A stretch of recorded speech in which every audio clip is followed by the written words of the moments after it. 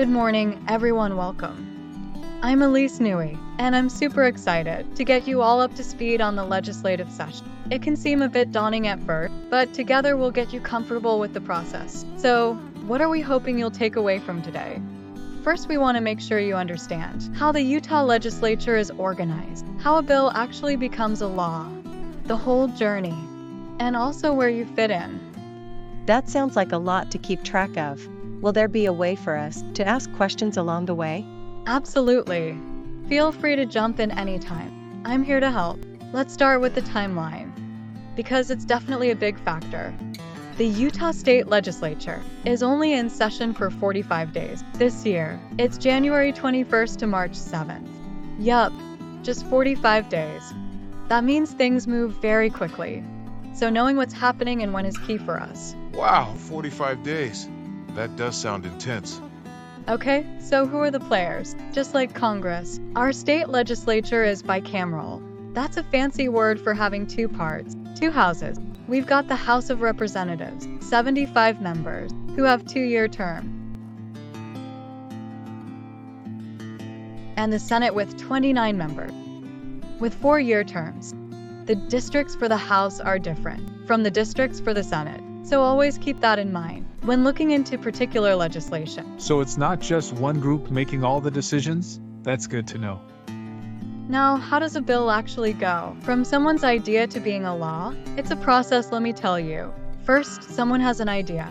Then they work with an attorney to draft it. At this stage, it's under wrap, shared only with a few. This is when they get more confidential feedback on the bill from all sorts of people, sometimes including the USB. After that, a bill number is assigned and it's made public. It then heads to a committee in either the House or Senate, depending on the sponsor. Then it hits the floor for a vote in its original body, before heading to the second body for the same process, committee, then floor vote. If all that passes, it goes to the governor, and if they sign it, it becomes law, usually in May. Let's dig a bit deeper, shall we?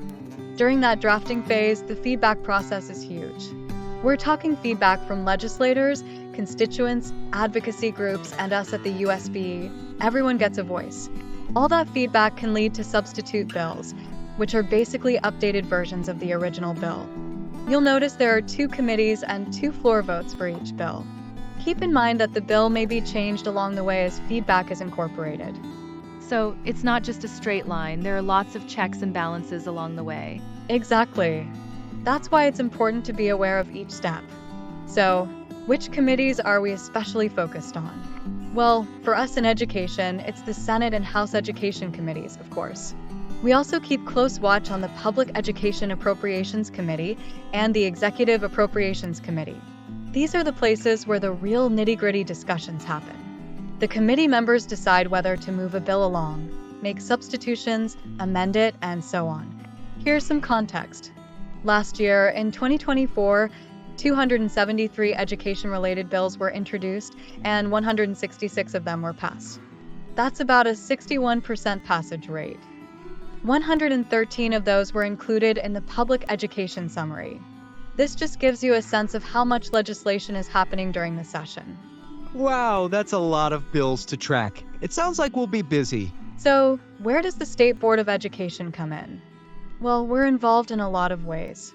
We give technical feedback on bills, make sure they align with our board priorities, and communicate with local education agencies about all of this. Our policy team works hard with drafting and feedback, tracking fiscal notes, and rule writing. We're really trying to keep the best interests of Utah students at heart.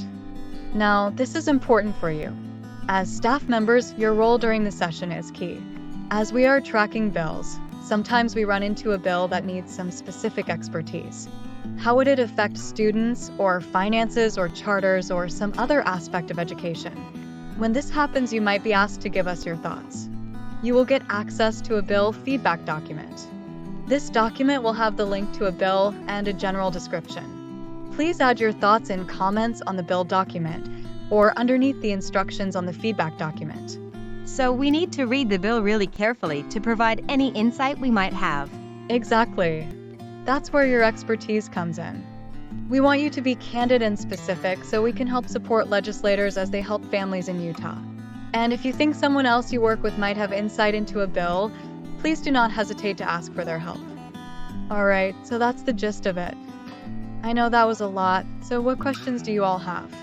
Don't hesitate to reach out to me at elise.newey@schools.utah.gov or give me a call at 646-280-7839. Or you can contact Patricia Franks.